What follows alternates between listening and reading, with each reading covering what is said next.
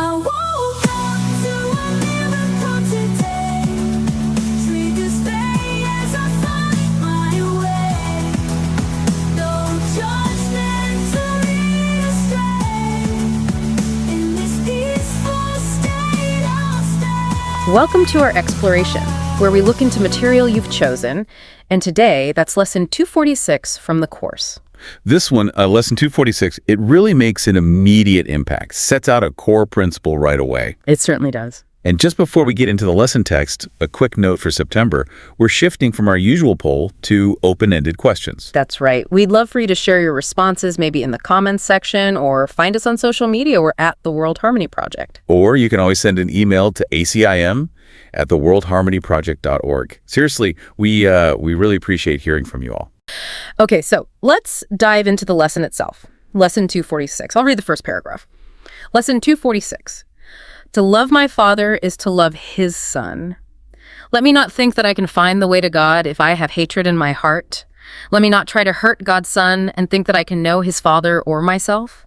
Let me not fail to recognize myself and still believe that my awareness can contain my Father, or my mind conceive of all the love my Father has for me and all the love which I return to him. And the second paragraph, I will accept the way you choose for me to come to you, my Father. For in that will I succeed, because it is your will, and I would recognize that what you will is what I will as well, and only that. And so I choose to love your Son. Amen. So that opening line, let me not think that I can find the way to God if I have hatred in my heart. My immediate reaction, I bet yours too, listener, is probably something like, hang on, I don't have hatred in my heart. That's such a common thought. Oh. We picture hatred as this extreme violent thing, rage, malice. Right. Not something we typically associate with ourselves on a daily basis. We think, oh, I'm not that bad. But this is where the Course does something really quite profound, actually.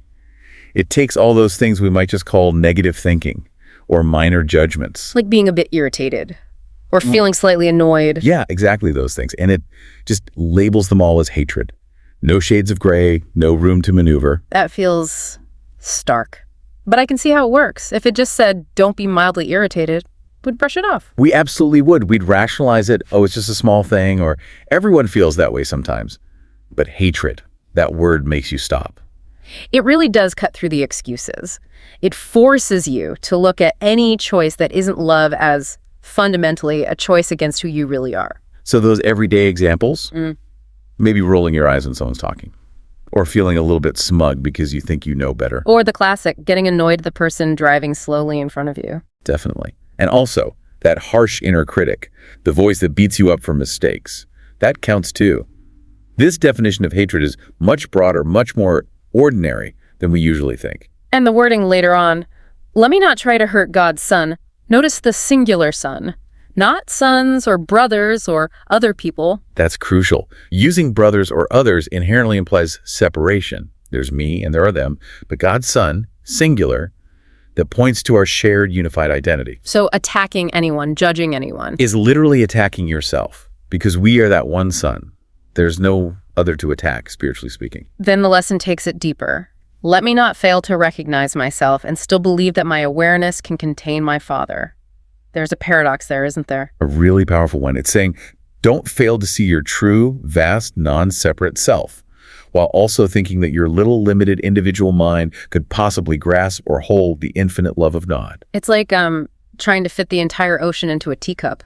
That just doesn't compute. Right. The moment you truly glimpse your real nature, that boundless awareness, you'd instantly see that the finite ego mind is completely inadequate to contain that infinite love. So the ego's attempt to understand or get God's love within its own limited terms actually blocks the direct experience of it.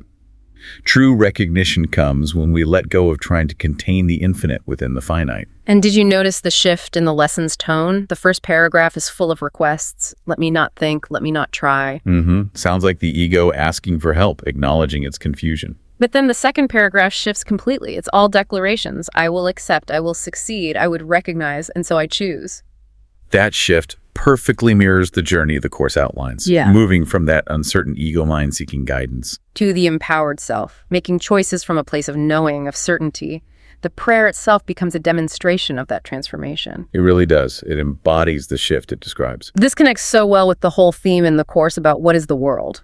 how we essentially create the world we see. Yes, because every time we choose any form of hatred, even that subtle irritation, we're basically voting for the world of separation to seem real. It's like adding another brick to that wall of illusion, reinforcing the idea that we're all separate and vulnerable. Each judgment strengthens the perception of a world where judgment is necessary. And this shift in perception, choosing love instead, it changes the world we experience in, well, maybe two main ways. I think so. The first way is more external.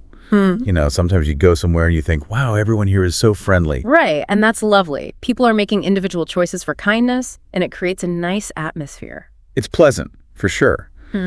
But it's still functioning within that framework of separate bodies interacting. The ego can handle that kind of niceness. It doesn't challenge the ego's fundamental belief in separation. Exactly. But the second way is deeper. It's about changing your internal environment, which then changes how you perceive everything, regardless of what's happening outside. Can you give an example of that? Okay, picture waiting in a really long queue at a fast food place. You're tired, maybe hungry, you finally get your food, and it's completely wrong. Oh, the potential for meltdown is high there. Right. But instead of annoyance or anger, you genuinely smile and say, oh, no worries, you guys look super busy today. I'm happy to wait while you fix it. So the internal choice comes first. You decide not to create separation through anger. Precisely. In that instant, your world changes. You're choosing to see connection and understanding, even in the face of a mistake. The conflict dissolves inside you, regardless of the external situation. That's where the real transformation happens. Not just reacting, but actively choosing your internal state. And we get so many chances to practice this. An awkward conversation with a colleague. Finding you're short a few dollars at the checkout. Missing the train by seconds. Or the classic stepping in the neighbor's dog poop. Yes. That immediate visceral reaction, disgust, maybe anger at the neighbor, and then the choice point. Do I let this tiny thing derail my peace, or do I see it differently? It's like spiritual resistance training. All these little daily annoyances are the weights in our spiritual gym. Each one is a rep, building that muscle of choosing love. And doing those reps consistently with the small stuff, the dog poop, the wrong coffee order, builds incredible strength. So that when bigger challenges come along, your default response is already geared towards love and peace. That dog poop incident might genuinely be more valuable practice than an hour sitting trying to meditate sometimes. leading us back to that incredibly powerful final line. And so, I choose to love your son. Amen. Again, your son, singular, it pulls everything together. It means you can't leave anyone out. Loving the person who cut you off in traffic is loving your son. Loving the part of yourself that felt impatient is loving your son. There are no exceptions possible if you're truly choosing to love God's son. It has to include everyone, including yourself, flaws and all. Love has to be total. It can't be compartmentalized. Okay, let's shift slightly. We've talked about recognizing these subtle forms of hatred, but the ego is clever, right? It doesn't just let us see these judgments plainly. Oh, it's incredibly sneaky. It has sophisticated ways to justify negative thinking, often dressing it up as something else entirely. Like reframing attack as being helpful or fear as just being prudent. Absolutely. It makes judgment sound reasonable, even virtuous. I'm not judging, I'm just discerning. That's a classic. Or I have to point this out for their own good. I'm not being negative, I'm just setting healthy boundaries. And the tricky part is concepts like discernment and boundaries can come from love. They can, but the ego hijacks them. The real difference is always the internal feeling behind the thought or action. Is it coming from a place of separation and making someone wrong, or from a place of connection and choosing what feels right? Let's run through some common ego justifications and contrast them with a loving response. How about, I'm not judging that loud person, I'm just recognizing they lack social awareness to protect my own peace. The ego makes them deficient to justify your feeling. A loving perspective might be, okay, their expression is different from what I'm used to or comfortable with right now. I can choose to step away if I need to, without needing to label them as wrong. Good one. Or, someone really needs to tell her that her constant complaining is dragging everyone down. I'd be doing her a favor by being honest. Ego masquerading as helpfulness. Love might respond internally. She seems to be hurting, and maybe complaining is the only way she knows to express it. I can offer compassion, maybe just listen without judgment, or send love silently. What about this one? Look, I have to judge if people are trustworthy. It's just common sense. It'd be naive not to. That sounds practical, but the loving approach separates action from condemnation. I can make practical choices about who I interact with and how, based on my intuition and experience, without needing to condemn their fundamental character or see them as inherently bad. Making the practical choice without the internal attack. Here's a critical one. Genuine safety concerns. Like, that person gives off a really unsettling vibe around my kids. My gut instinct is screaming caution. This is vital. The Course never advocates ignoring real danger or being foolishly trusting. The loving response isn't inaction. It's action without condemnation. So it's like, my intuition is signaling this situation doesn't feel safe for my children right now. I will take protective action. Maybe we leave. Maybe I step between them without needing to label this person as a monster or inherently evil in their core. You protect from the behavior while holding the possibility of their underlying innocence, even if you can't see it clearly in that moment. It's a subtle but huge internal difference. Okay, another ego trap. If I don't call out incompetence when I see it at work, standards will slip. My criticism actually helps maintain quality. The loving version focuses on the issue, not the person. I can address the specific task or behavior that needs correction clearly and directly, but with respect for the person's dignity, without making it a personal attack on their worth or capability. Accountability and compassion aren't mutually exclusive. What about this spiritually sophisticated ego? Oh, that person's energy just feels really low vibrational. I'm not judging, I'm just protecting my own spiritual state. Ah, yes. Using spiritual concepts to justify separation. Love might say, everyone is where they are on their path.